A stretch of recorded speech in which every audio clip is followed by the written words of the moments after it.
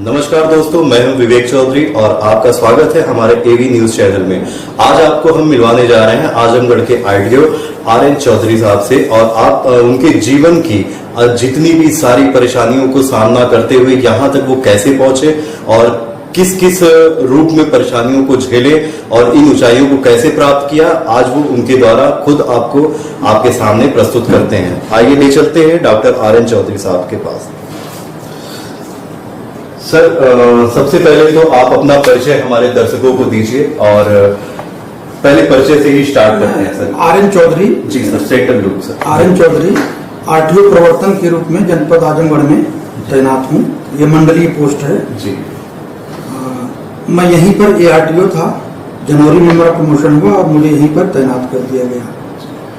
अब अभी हम अपने दर्शकों को ये जानना चाहते हैं कि आप बेसिकली मूल निवास कहाँ से हैं और आपकी शिक्षा दीक्षा कहाँ से हुई? मेरा गृह जनपद बस्ती है और मेरी शिक्षा दीक्षा गोरखपुर से विश्वविद्यालय से हुई है। पीपीगंज में बापू कॉलेज है, वहाँ से हमने इंटरमीडिएट और ग्रेजुएशन किया। यूनिवर्सिटी हमने गोरखपुर से की। उसके बाद हमको रेलवे की नौकरी मिल गई तो हम चले गए लखनऊ बासा नगर स्टेशन पर। 6 साल रहा। रेलवे में किस पोस्ट पे थे सर आप? Ticket collector. टिकट कलेक्टर पे। तो वहाँ पे आपकी जब ज्वाइनिंग हुई तो कभी आपने सोचा था कि इन फ्यूचर आप आरटीओ तक पहुंचेंगे या? हाँ, सोचा था। अच्छा, पहले ही डिसाइड था आपका गोल? मैं जब मेरा सिलेक्शन हुआ तो मेरे कुछ दोस्तों ने यूनिवर्सिटी में पूछा कि ज्वाइन करोगे? मैंने कहा हाँ ज्वाइन करूंगा। उन्होंने कहा फिर वहीं रह जाओगे? मैंने कहा ऐसा नहीं होगा, क्योंकि मैं अपने आप को एम्प्लॉयड मानता ही नहीं था रेलवे में। और जैसे छात्र रहता है, जिस तरह अध्ययन करता है, मैं उसी तरह से अध्ययन करता था। रेलवे के बाद आपने फिर दूसरी नौकरी किस विभाग में आपने स्टार्ट किया? रेलवे के बाद हमारा सिलेक्शन कई जगह एक साथ हुआ। बीडीओ में हुआ, पीसीएस 94 बैच से बीडीओ में हुआ। रेलवे में सहायक स्टेशन मास्टर में हुआ, नायब तहसीलदार में हुआ। LIC में डबल एक पोस्ट होता है, असिस्टेंट एडमिनिस्ट्रेटिव ऑफिसर। इतनी जगहों पर हमारा सिलेक्शन हुआ तो हमने बाकी छोड़ करके बीडीओ ज्वाइन किया। बीडीओ 94 बैच से था मैं। फिर हमारा 97 में पीसीएस में सिलेक्शन हुआ एआरटीओ में। एआरटीओ में मुझे पहाड़ पर भेज दिया गया, नैनीताल काडर मुझे अलॉट हुआ, पहाड़ काडर। 98 बैच में फिर हमने 2 नंबर पर एआरटीओ भरा और फिर मेरा सिलेक्शन हुआ एआरटीओ में। तब मैं यूपी प्लेन काडर में आया। नौकरी के साथ कैसे शिक्षा आपने ग्रहण की और उसमें नौकरी को और शिक्षा में कितनी समानता, कैसे आप उसको संतुलन करके लेके चलते थे और क्या गोल आपका डिसाइड था कि मुझे आरटीओ में ही जाना है? नहीं, आरटीओ में जाना तो तब तो जानते ही नहीं थे कि आरटीओ का पोस्ट क्या होता है। जो भी लोग पीसीएस की तैयारी करते हैं और भरते हैं वो सोचते हैं कि एसडीएम या डिप्टी एसपी बनेंगे। डिप्टी एसपी के लायक मेरी हाइट नहीं थी तो इसलिए मैं भरता नहीं था। एसडीएम में दुर्भाग्य से सिलेक्शन नहीं हुआ, लेकिन उसका कोई गुरेज नहीं है। जहां हूं वहां काम कर रहा हूं, पब्लिक हमसे संतुष्ट रहे, बस हमारा यही लक्ष्य होता है और वो लक्ष्य को मैं प्राप्त कर रहा हूं। बीडीओ और नायब तहसीलदार रहते हुए आपके सामने बहुत सारी चुनौतियां आई होंगी, उसका एक एक्सपीरियंस अपने दर्शकों को, हमारे दर्शकों को बताना। नायब तहसीलदार तो हमने ज्वाइन ही नहीं किया था, बीडीओ हमने ज्वाइन किया था। मैं 14-15 महीने बीडीओ रहा और अपनी शर्तों पर काम किया। बहुत पिछड़ा ब्लॉक था, जनपद रायबरेली में सिंहपुर ब्लॉक है, काफी पिछड़ा हुआ ब्लॉक था और वहां मैंने ज्वाइन किया। मेरे पास उसमें 3.25 करोड़ रुपए का बजट उपलब्ध था खर्चा करने के लिए और 14 महीने में हमने उस ब्लॉक में जो कार्य किए, आज इतने दिनों बाद भी, 99 में हमने छोड़ा ब्लॉक, इतने दिनों बाद भी अगर मैं वहां जाता हूं तो लोग आ जाते हैं और हालचाल पूछने लगते हैं। ये एक तरह से मेरी उपलब्धि है। जल्दी आपका एआरटीओ से आरटीओ प्रवर्तन के पद पे प्रमोशन हुआ है और आजमगढ़ जैसे मंडल में आपका ये कार्य करने का अनुभव कैसा रहा और नए आरटीओ के पद पे आने के बाद कौन कौन सी चुनौतियां आपके सामने हैं जो आजमगढ़ में बहुत सारी चेंजेस? चुनौतियां तो एआरटीओ में होती हैं। अच्छा। चूंकि एआरटीओ का कार्य ऐसा होता है, दिन में 150 लोग 200 लोग आकर के मिलते हैं और सबसे बात करना, सबको संतुष्ट करना, जो कार्य नहीं हो सकता उसके लिए लोगों को समझाना, ये एक बहुत चुनौतीपूर्ण कार्य है। आरटीओ में कोई चुनौती नहीं होती है, सुपरवाइजरी पोस्ट है ये। हम बलिया, मऊ और आजमगढ़ तीनों जनपदों के जो चेकिंग वाले अधिकारी हैं एआरटीओ हैं, उनके सुपरवाइजर हम रहेंगे। उनको निर्देश जारी करेंगे, जहां जरूरत पड़ेगी, जहां कमजोर पड़ रहे होंगे वहां जाकर सहयोग करेंगे और उनके परफॉर्मेंस को रिपोर्टिंग करेंगे। हमारा काम रहेगा। अच्छा, इस कोरोना काल में कितना चैलेंजिंग वो मिलता है आपको, जितनी इतनी पब्लिक की भीड़ लग जाती है लाइसेंस बनवाने के लिए और क्या नाम है कि रिन्यूअल कराने के लिए, फिटनेस के लिए, उसको कैसे आप मैनेज कर रहे हैं, इस भीड़ को कैसे? लॉकडाउन के पहले हमारे कार्यालय में लगभग 1000 लोग प्रतिदिन आते थे। उस समय लाइसेंस, लर्निंग लाइसेंस और परमानेंट लाइसेंस को मिला करके लगभग 700-750 लोग आते थे। इस समय जो स्लॉट हमने 350 तक किया हुआ था पर डे लर्निंग लाइसेंस का, उसको शासन ने 60 कर दिया घटा करके, इस उद्देश्य से कि कार्यालय में भीड़ ना हो, सोशल डिस्टेंसिंग का पालन हो सके। तो हम लोग सैनिटाइज कराते हैं कार्यालय को, नगर पालिका से बात करके सैनिटाइजर रखते हैं, आदमी रखते हैं, खड़ा रहता है, लोगों को सैनिटाइज करता है।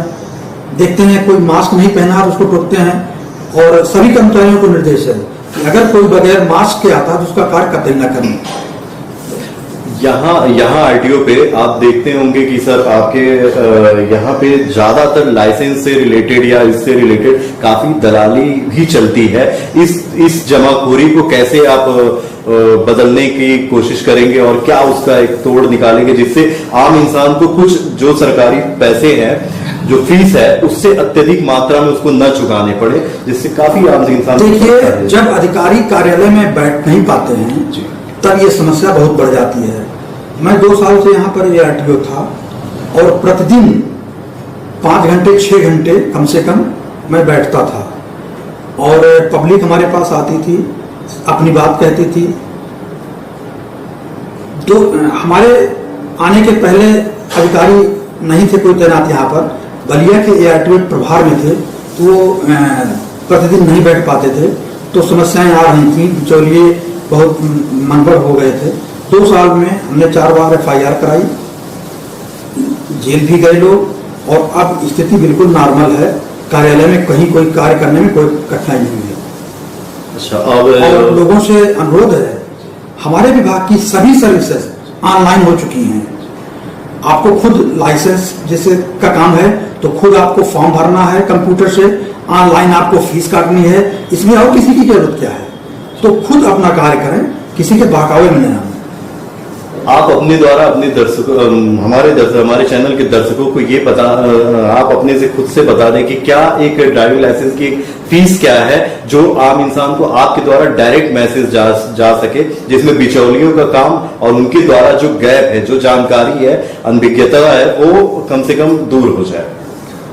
लाइसेंस की, लर्निंग लाइसेंस की फीस 350 है, परमानेंट लाइसेंस की फीस 1000। अगर दोनों चीज का बनवाते हैं तो मोटरसाइकिल और स्कूटर, इसका 4 पहिया का, ये चीजें हर फीस हमारे विभाग की कंप्यूटर पर ऑनलाइन उपलब्ध है। आप जब क्लिक करेंगे तो आपको अमाउंट नहीं भरना होगा, कंप्यूटर अपने आप आपके अकाउंट से उतना पैसा एक्सेप्ट कर लेगा, काट लेगा। और फॉर्म भर करके आपको डेट लेना होगा। डेट लेने में भी कार्यालय का कोई हस्तक्षेप नहीं है, आपको ऑनलाइन डेट लेना है। जिस दिन आपकी डेट मिलती है उसी दिन आपकी फोटोग्राफी हो पाएगी, अन्य कार्य उसी दिन संपन्न हो पाएंगे। पहले आगे पीछे भी हो जाता था, शासन ने इसको बंद कर दिया है, उसी दिन हो पाता है। तो इस बात का ध्यान रखें कि फीस अगर किसी कैफे से ही कटवा रहे हैं तो वो रसीद कितने की दे रहा है और अपनी फीस कितनी ले रहा है, इस बात का ध्यान रखें कि वो एक्सेसिव फीस ना ले, उसका कोई अधिकार नहीं है। सरकार द्वारा ये जन सूचना केंद्रों के फीस निर्धारित है, उतना ही वो लें। ये इसके लिए लोगों को प्रयास करना चाहिए, जागरूक होना चाहिए। ये तो रही आपके विभाग से रिलेटेड बात सर। पता चला है कि आप मल्टी टैलेंटेड हैं और डॉक्टर भी हैं, और होम्योपैथिक से रिलेटेड भी डॉक्टर हैं, और काफी सारे लोगों को आप स्वस्थ भी कर चुके हैं और इस पे अध्ययन भी करते रहते हैं। तो एक उस रुचि के पीछे एक कोई जेन्युइन कारण बताए, और इतने परेशानियों भरे जॉब में कैसे वो समय निकाल पाते हैं इस डॉक्टरी पेशा के लिए? नहीं, डॉक्टरी मैं नहीं करता हूँ, मैं डॉक्टर नहीं हूँ। आप दवाएं देख रहे होंगे, रखी हैं अपने जरूरत के लिए, अपने घर के लोगों के लिए रखते हैं, अध्ययन करते हैं, छोटी मोटी चीजें ठीक कर लेते हैं। और हम किसी को सलाह भी नहीं देते हैं कि किसी रजिस्टर्ड ट्रेंड डॉक्टर के अलावा किसी और से इलाज कराए। होम्योपैथ एक ऐसी विधा है जिसमें दवाओं के रिएक्शन की संभावना बहुत कम होती है। संभावना होती है लेकिन रिएक्शन की संभावना बहुत कम होती है। आपकी जान चली जाए अंग छत भी जाए, ऐसी कोई संभावना नहीं होती है। तो नौकरी करते हुए ये सब करना या अध्ययन करना, जैसे हमारे विभाग का टैक्सेशन है, उस पर मैं किताब भी लिख रहा हूँ, तो ये सब करना थोड़ा मुश्किल तो होता है, लेकिन असंभव नहीं है। अगर इच्छा शक्ति है तो आपको समय मिल जाएगा। और आप 24 घंटे तो आप नौकरी करते नहीं हैं, ना तो 24 घंटे सोएंगे, 7 घंटे सोएंगे, 6 घंटा सोएंगे, 10 घंटा 8 घंटा नौकरी करेंगे, इसके बाद का तो समय बच ही रहा है। तो मैं ये मानने को तैयार नहीं हूँ कि नौकरी करते समय और कोई कार्य नहीं किया जा सकता। मैंने खुद पीएचडी की है नौकरी करते हुए ही, और चेकिंग करते हुए। मैं आरटीओ प्रवर्तन था कौशाम्बी जनपद में, उस दौरान मैंने पीएचडी की है, और अभी भी मेरा अध्ययन जारी है। होम्योपैथ पर, पोमिस्ट्री पर, हस्तरेखा शास्त्र पर भी मैं अध्ययन करता हूँ। ये मैंने 95 में सीखा था, तब से बीच में छूट गया था, फिर से हमने शुरू किया है। इकोनॉमिक्स में मेरी रुचि है, मेरा मेन विषय इकोनॉमिक्स रहा है। इकोनॉमिक्स में मेरी रुचि है, फिलॉसफी में मेरी रुचि है, एंथ्रोपोलॉजी का मैंने अध्ययन किया है, सोशलॉजी का अध्ययन किया है, स्टैटिस्टिक्स का अध्ययन किया है। पब्लिक एडमिनिस्ट्रेशन पढ़ने की इच्छा थी, लेकिन वो नहीं हो पाया, लेकिन फिर भी थोड़ी बहुत अध्ययन उसमें भी हमने किया है। ये सब नौकरी करते हुए ही मैंने किया है। मुझे आप भाग्यशाली कह सकते हैं कि मेरा एमए का कोर्स पूरा नहीं हो पाया था, तभी मुझे नौकरी मिल गई थी, और सारी पढ़ाई, सारा अध्ययन, सारी तैयारी मैंने नौकरी करते हुए ही किया है। तो इस टैलेंट के पीछे की कैसे आप समय निकाल पाते हैं, इसके बारे में हमारे दर्शकों को बताएं, जैसे वो अपना भविष्य उस पर निर्धारित कर सके। तो ये कुछ तरीका और टिप्स बताएं हमारे दर्शकों को, जो आज के यंग जनरेशन या फिर जो शिक्षा ग्रहण कर रहे हैं आज के युवक, उसको कुछ दिशा निर्देश मिल सके। पहली बात तो मैं आपको ये बता दूं कि मैं लोगों को का आह्वान करता हूं, अगर कोई पीसीएस की या आईएएस की तैयारी कर रहा है तो मेरे से संपर्क करना चाहता है, मैं समय दूंगा, मुझसे संपर्क करें। मेरा जो सहयोग हो पाएगा, जो गाइडेंस मैं दे पाऊंगा वो दूंगा। मेरे मित्रों में आज के समय में एक भी मित्र मेरे बेरोजगार नहीं है, और केवल 2 लोग लेक्चरर हैं इंटर कॉलेज में, बाकी सभी पीसीएस, पीपीएस, आईएएस और आईपीएस में हैं, और अपने दम पर सब लोगों ने नौकरी प्राप्त की है। मैं लखनऊ में था रेलवे में, तो वहाँ हर संडे को मैं अपने सभी मित्रों को बुलाता था, सुबह 10 बजे, शाम को 5 बजे तक, जो जिसका सब्जेक्ट होता था उस सब्जेक्ट पर जनरल नॉलेज की चीजें, जनरल स्टडी चीजों के बारे में वो ब्रीफिंग करते थे। इससे इस प्रक्रिया से हम लोगों को इतना इमेंस लाभ हुआ, बहुत लाभ हुआ। दूसरी चीज, मैं ये तय करके मैंने कभी अध्ययन नहीं किया कि आज मैं 3 घंटे पढ़ूंगा। ये तो डेली वेज वर्कर का काम होता है। तो देखता है कि 5 बज गया, अब जाना है, 12, साढ़े 12 बज गया, 1 बज गया, लंच करना है। ये मानसिकता मेरी कभी नहीं रही।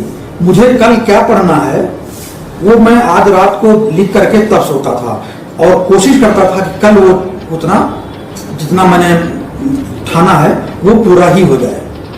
इस तरह से मैंने पढ़ाई की है। मतलब कहने का है कि अगर कल क्या करना है उसको आज रात को निर्धारित कर लिया जाए। स्वाभाविक है, स्वाभाविक है। आप घर से निकलेंगे ये सोच कर नहीं निकलेंगे कि चौराहे से किधर मुड़ना है, तो चौराहे पर खड़े होकर के आप सोचना पड़ेगा। तो बेहतर है कि आप पहले ही सोच करके निकलें कि हमको चौराहे से किधर मुड़ना है।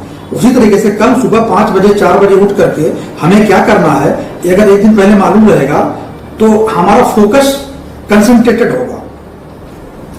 आप गवर्नमेंट के कई सारे विभागों में कार्य किए हैं और सबके प्रिय भी रहे हैं, तो किस विभाग में सबसे ज्यादा काम करने में आपको आनंद आया है?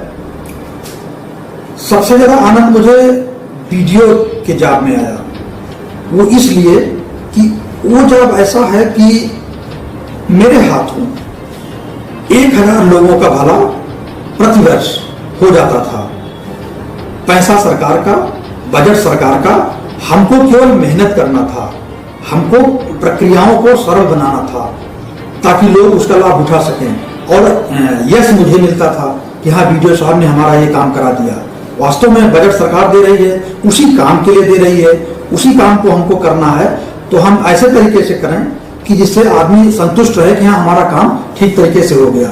इसलिए मुझे वहां पर 14 महीने के दौरान मेरा स्वर्णिम काल रहा। वीडियो इस विभाग में हमारा काम ज्यादातर निगेटिव है। हम गाड़ी चेक करेंगे तो लोगों को दिक्कतें होती हैं, तो विरोध करते हैं। हेलमेट, सीट बेल्ट के हम लोग चालान करते हैं, हफ्ते में 2 दिन केवल हेलमेट और सीट बेल्ट के ही चलान करते हैं। हमारे अधिकारी बहुत विरोध झेलना पड़ता है, मुझे झेलना पड़ा है, और 100 रुपए का पेनल्टी देने में भी इतना कतराते हैं लोग, इतना लड़ते झगड़ते हैं। ये मेरा रिक्वेस्ट है, ये अच्छी बात नहीं है। हेलमेट आपकी सुरक्षा के लिए है, हम अगर इन्फोर्स करते हैं तो वो आपको आदत डालने के लिए करते हैं कि आप हेलमेट लगा करके चलें तो सुरक्षित रहेंगे। सर, वीडियो एक ऐसा जॉब है जिसपे बहुत सारे दबाव ऊपर से आते हैं, बहुत सारे गलत काम करने के लिए भी वो होता है, दबाव बनता है। तो उस चीजों से कैसे आप बच के आप रहें? एक होता है, कहा जाता है काल की कोठरी में जाके और बच के निकल आना, तो वो कैसे मैनेज? शुरू में थोड़ी कठिनाई आई थी, दबाव आते थे, हालांकि ऐसे दबाव कभी नहीं आया कि मैं ना झेल सकूं उन दबावों को। शुरू में दबाव आते थे 2-4 महीने तक, लेकिन जब लोगों को पता चल गया कि जो होना है वही करेंगे वीडियो साहब, तो फिर दबाव आना एकदम बंद हो गया।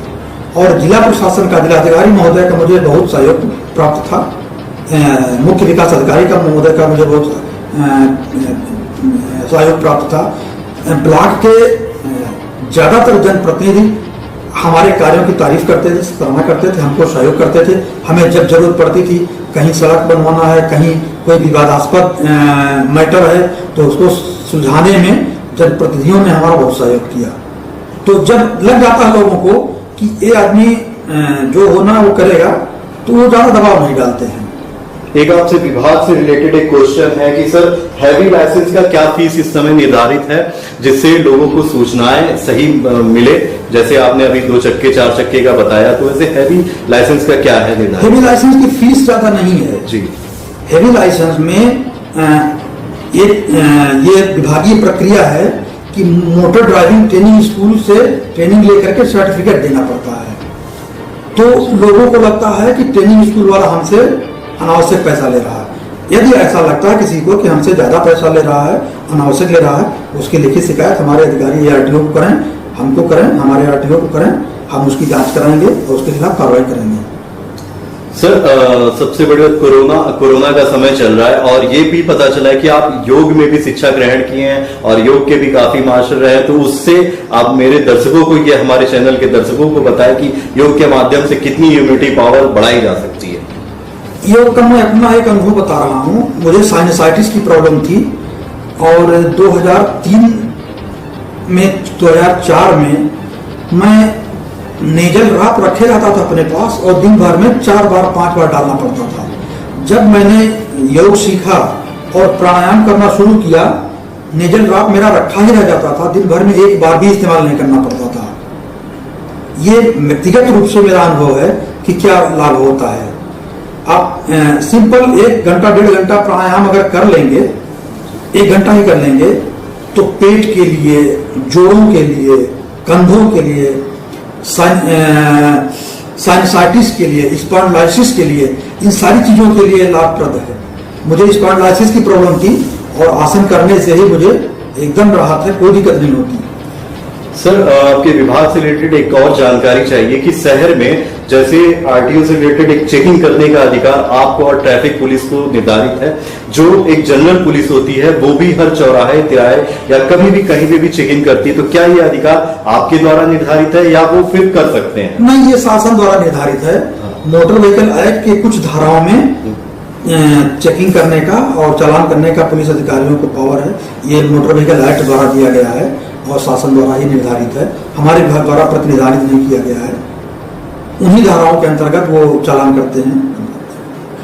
चलिए सर, आपसे बात करके बहुत अच्छा लगा और जाते जाते एक अपने हमारे दर्शकों को कोई आप जानकारी देना चाहते हैं, कोई शुभकामनाएं देना चाहते हैं और अपने भविष्य को सुधारने के लिए कोई मार्गदर्शन प्रस्तुत करना चाहते हैं, बताना चाहते हैं? छात्रों, जो अपकमिंग छात्र हैं, जो पढ़ाई लिखाई कर रहे हैं, तैयारी कर रहे हैं, मैं उनसे कहना चाहता हूं कि कभी भी हार ना माने। मेरी एकेडमिक लाइफ बड़ी डिस्टर्ब रही है। एक बार मुझे हाई स्कूल में परीक्षा छोड़नी पड़ी, एक बार बीए में छोड़ना पड़ा। मुझे प्रॉब्लम थी, चक्कर आते थे। 82 से लेकर के 90 तक मेरा इलाज चला। बस्ती में एक डॉक्टर से इलाज कराया, उसने कहा कि ठीक ही नहीं होगा, कभी जिंदगी में दवा खाना पड़ा। मैं शुक्रगुजार हूँ, गोरखपुर में डॉक्टर नरेंद्र बहादुर सिंह सरकारी थे, उन्होंने मेरा इलाज किया। उन्होंने कहा जितना पढ़ना है पढ़ो, जितना पी सकते हो दूध पियो, हमारी दवा खाओ, जितना पढ़ना पढ़ो, कोई दिक्कत नहीं होगी, हम संभालेंगे। मैं हमारी प्रॉब्लम को दूर किया और मेरे साथ ऐसा भी हुआ है, चाहे वो पीएचडी के दौरान हुआ हो या तैयारी